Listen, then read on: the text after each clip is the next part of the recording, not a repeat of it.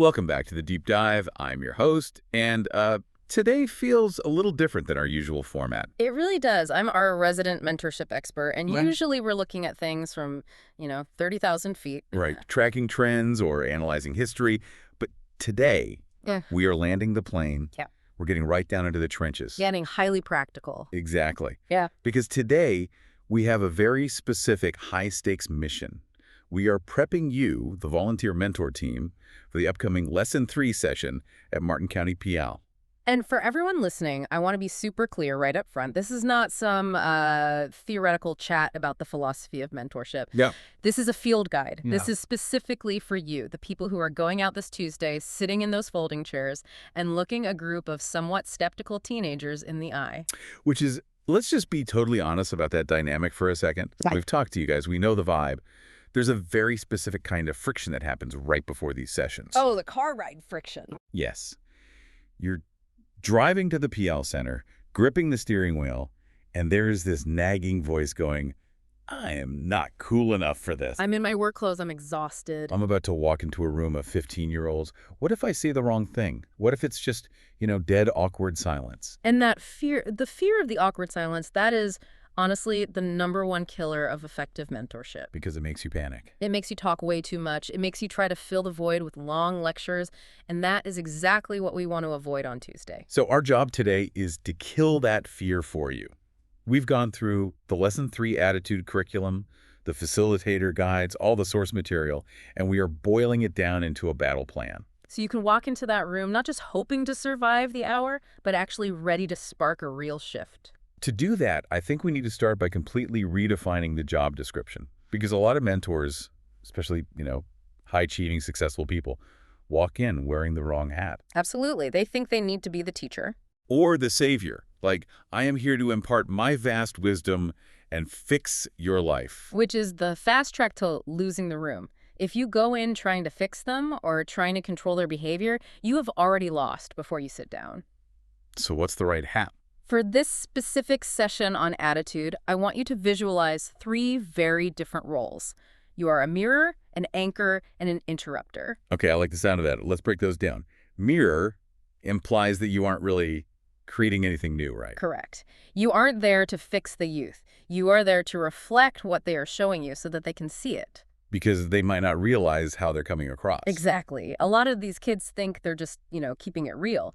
But to the rest of the world, they look hostile or defeated. Your job isn't to judge that. It's to hold up the mirror and simply say, hey, this is what I'm seeing. Is this what you want to show? Which takes a lot of pressure off you. You don't have to invent the perfect advice. You just have to reflect.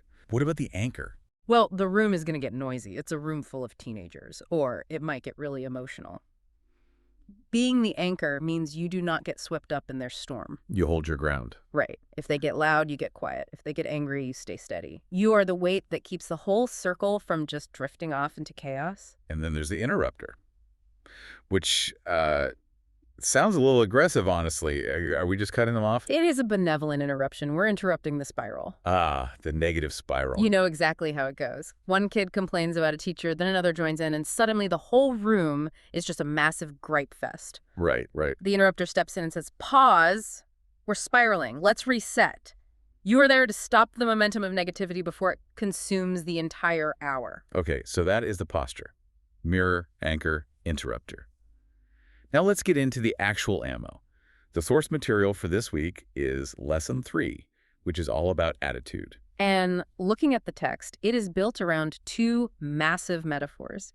They designed this to stick in your brain visually. We've got the mind's paintbrush, and we've got the story of the donkey in the well. Honestly, if you master these 2 stories, you don't even need to memorize the rest of the curriculum. These metaphors do the heavy lifting for you. But before we get to the stories, we need to establish the North Star. When Coach AJ kicks this off on Tuesday, what is the single binary outcome we are chasing? We are trying to facilitate a shift from passive to active. That is the whole ballgame. Moving them from life happens to me to what? To I choose how I respond. We want to move them away from I'm unlucky, the system is rigged, I can't do anything about it.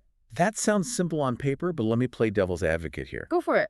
Isn't telling a kid who might be in a really tough situation, maybe severe financial struggles, family issues, isn't telling them that attitude is a choice, a little bit tone deaf, like you're saying, just smile and it'll all be okay. If that is how it lands, then yes, it is incredibly tone deaf. That's why we have to be so careful. We are not trying to force them to be happy. Right. This is not about being bubbly. It is about agency. It is about realizing that even in a terrible, unfair situation, you still have your hand on the controls of your own response. I think that distinction is vital. Teenagers have a highly tuned radar for fake happiness.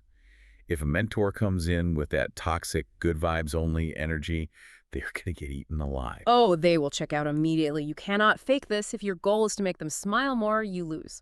If your goal is to help them take control, that's empowering. So let's give the mentors a lifeline. If the room gets noisy, or you feel lost, or you just totally blank on the curriculum, what is the one sentence you can always come back to? Write this on your hand if you have to. I am here to help them realize they are holding the paintbrush. I love that. I'm here to help them realize they are holding the paintbrush. Let's unpack that first big metaphor, the mind's paintbrush. The source material sets it up beautifully. Life is the canvas. The event school, home drama, the stuff you can't control, that is the canvas. But your attitude? That's the paint and the brush.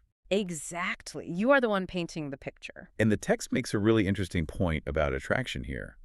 It says a masterpiece with bright, vibrant colors naturally attracts people. They want to stop and look at it. But a dark, gloomy painting. Nobody wants to hang that on their wall. This is the critical insight for the kids. It is a completely non-judgmental way to explain social consequences. You aren't saying you are a bad kid. Right. You're saying, hey, look at the painting you are making right now.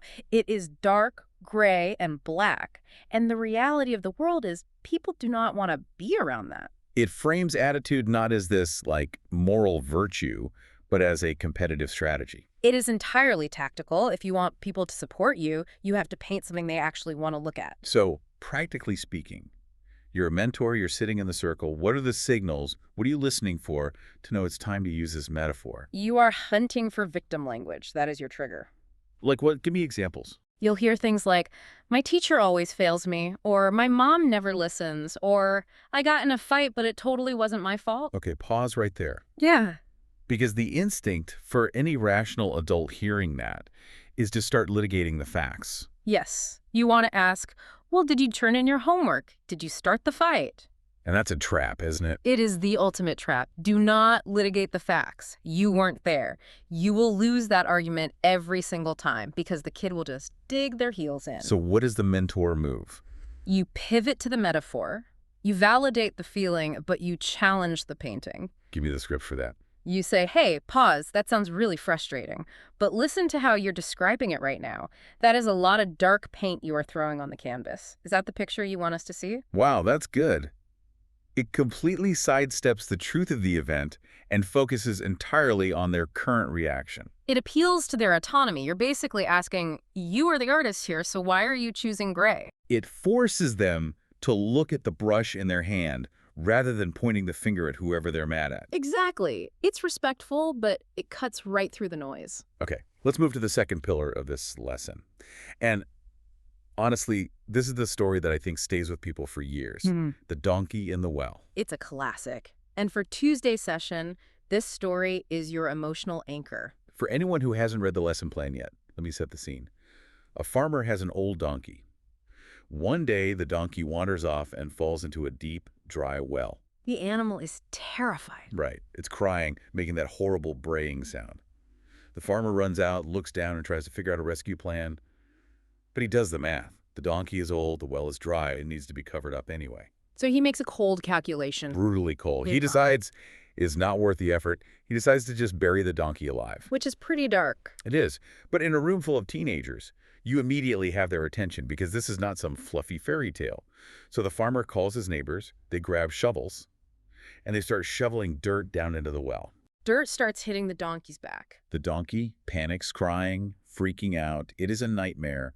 But then, silence. The pivot point. The farmer looks down, expecting the worst. But instead, he sees something incredible. Every time a shovel-load of dirt hits the donkey's back, the donkey does two things. He shakes it off, and he takes a step up. Shake it off. Step up. Shake it off. Step up. The dirt piles up on the floor, and the donkey just keeps standing on top of it. He turns the weapon into a ladder. And pretty soon, he steps right over the edge and trots off. The source material has this killer quote attached to it. It's not what happens to me, it's what happens in me that counts. Now, hold on. I need to play devil's advocate here again, because I can hear a mentor thinking, that's a nice story, but these kids have real trauma. If I tell them to just shake it off, isn't that insulting? Yeah, if a kid says, my dad walked out on us, and you say, hey, be the donkey, that feels incredibly dismissive. You are absolutely right to be cautious. That is the danger zone. If you use this story to minimize their pain, you will do serious damage. You cannot just say, shake it off, when a kid is talking about real hardship. So how do you thread that needle? How do you use the story without being a jerk? You have to validate the dirt. The dirt is real. The well is real. If a kid shares a hardship, you don't skip to the happy ending. You sit in the well with them for a second. Exactly. You look them in the eye and say, man, that is a lot of dirt. That sounds heavy. I am so sorry you are dealing with that. You validate the difficulty first. Then and only then do you ask the step-up question. You say, that is real dirt. But looking at the situation right now, how can we use this to take a step up? How do we make sure this doesn't bury you? That is the key distinction. You aren't denying the dirt exists. You're asking for the mechanism to climb out. Yes. You shift the focus from the external event, which they cannot control, to their internal response. It turns trauma from a weight into a tool. That is an emotional unlock that can change kids' life. But you have to earn the right to ask that question by validating the pain first. How can you use this to take a step up? That is the million-dollar question. Yeah. Okay, let's get into the toolkit. Section 4, the how-to of attitude. Because saying change your attitude is easy. Actually doing it is hard. The lesson gives us two really practical tools here. The first is the 24-hour rule. I actually use this one myself. Break it down for them. The source material acknowledges that we are human. Sometimes things just suck. You fail a test, you get dumped, whatever. You are allowed to feel sorry for yourself. You're allowed to be angry. But you set a timer. You get 24 hours. And after 24 hours. Your window closes. You have to stop complaining and start fixing. Now imagine you're a mentor in the circle. A kid is sulking. Yeah. How do you introduce this rule without sounding like a drill sergeant? You make it about the window. If a kid is just radiating negativity, you simply ask, hey, are you in your 24-hour window right now? That's clever. Because if they say yes, you're actually validating their right to be mad. Exactly. It totally disarms them. If they say, yeah, I am, you say, okay, cool, you're entitled to that. When does the window close? It puts a timestamp on the pity party. And if they say, man, I've been mad about this for a week, you get to say, ooh, you're overtime. The rule is 24 hours. You're 6 days over budget. We need a plan to switch gears. It's a neutral, non-confrontational way to call out wallowing. Ugh, I love that. Okay, what's the second tool? Feed versus starve. The phrase in the text is, feed your positive attitude, starve your negative attitude. It frames attitude almost like a living thing, like a pet that needs nutrition. This connects directly to that interrupt rule we talked about earlier. We all know how teenage social circles work. Negativity feeds on itself. If one person starts roast someone, everyone joins in. It is a feast for the negative attitude, so the mentor steps in. And says what? Hey guys, stop being mean. No, that's way too parental. You ask a question, you say, pause for a second, look at this conversation. Are we feeding the positive right now, or are we feeding the negative? What are we feeding? It makes them realize that their words are food. And if they keep feeding the negative wolf, the wolf just gets bigger and bites harder. It's a very visual way to check the temperature of the room without singling any one kid out. Exactly. Okay, we've talked about what to do, the paintbrush, the donkey, the 24-hour rule. Now we need to talk about the guardrails. Section 5, what not to do. Because good intentions can definitely lead to bad execution. The biggest trap here is toxic positivity. We hear that phrase a lot. Define it in the context of this PL session. It is the good vibes only mindset. It's telling a kid who is genuinely struggling to just smile or to look on the bright side immediately. When you do that, you're essentially telling them their pain isn't real. You are completely ignoring the dirt. You're pretending the well isn't deep. If you dismiss their dirt, they will never listen to you about stepping up. So avoid phrases like, it's not that bad, or everything happens for a reason. Stick to the script. The dirt is real. The response is the choice. That is a crucial guardrail. What's another one? Avoid overteaching. This is a huge one for our really smart, successful mentors. You want to explain everything. You want to give the lecture. But remember the format. The kids have the material in front of them. Right. They are supposed to read the sections aloud. First person reads, next person reads. Your job is not to be the narrator. Don't read the PDF to them. Do not summarize it before they read it. Let them stumble through the reading. Let them mispronounce a word and figure it out. Your job is the discussion after the reading. It really comes down to being comfortable with silence, doesn't it? You ask a question, nobody answers right away, so you just jump in and answer it yourself. You have to resist that urge. Ask the question and then wait. Count to 10 in your head. Let it get incredibly awkward. Someone will break the silence. And when they break it, that is when the learning happens. If you break it, you're just lecturing. Precisely. And the third guardrail, avoid fixing. This is so hard for caring adults. A kid brings up a problem, my math teacher hates me, and your instinct is to solve it. If you talk to the principal, let me help you study. Stop. The goal of this lesson is not to solve their math problem. The goal is to teach them how to handle any problem. You're coaching the attitude, not the circumstance. Point out the color they're painting with, but don't try to fix the well. If you fix the well for them, they never learn how to climb. You are coaching the player, not playing the game for them. That's powerful. Okay, let's talk about buy-in. Why should a 15-year-old care about any of this? What is the so what? The source material lists some clear benefits. You enjoy life more, you inspire others, you attract supportive people, but you need to translate that into teenager language. Which means? It's about winning. The text calls it being a difference maker. Attitude is the ultimate tiebreaker in life. If two people have the exact same skills, the one with the better attitude gets the job, gets the spot on the team, gets the girl. So a mentor can actually share a quick personal story here. Yes, but keep it brief. Share a difference maker moment.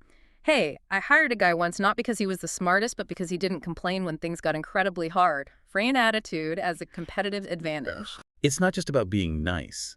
It's about winning at life. Exactly. All right, as we wrap this up, I want to circle back to the mentors themselves. You are walking into that room on Tuesday. You might be tired, you might be nervous. What is the final confidence boost they need to hear? You need to remember that your presence is the intervention. The kids might not remember the exact wording of the donkey story 5 years from now. They might forget the 24-hour rule. But they will remember how safe that room felt. They will remember that an adult sat there and listened to them for an hour without looking at a cell phone. They'll remember your tone. They'll remember that you didn't judge them when they admitted they had a dark painting. If you are there and you are listening and you are kind, you are winning. You are a difference maker just by showing up. I love that. So, mentors, you have your mission. You are mirrors, anchors, and interrupters. You are looking for the paintbrushes. You are helping them shake off the dirt. And here is the provocative thought I want to leave you all with. We know attitude is a paintbrush. We know it colors everything. Before you walk into that room on Tuesday, before you sit down in that circle, stop and look at your own brush. Oh, that's good. What color are you bringing into the circle? Because teenagers feed off energy. If you walk in stressed, cynical, or distracted, that is the color you are painting on them. You can't help them paint a masterpiece if you're walking in with dark gray. Check your own brush at the door. That is the perfect place to end. Thank you to all the mentors at Martin County PL for the work you're doing. You are out there changing lives. Good luck on Tuesday. Go get 'em. That's it for this deep dive. We will see you next time.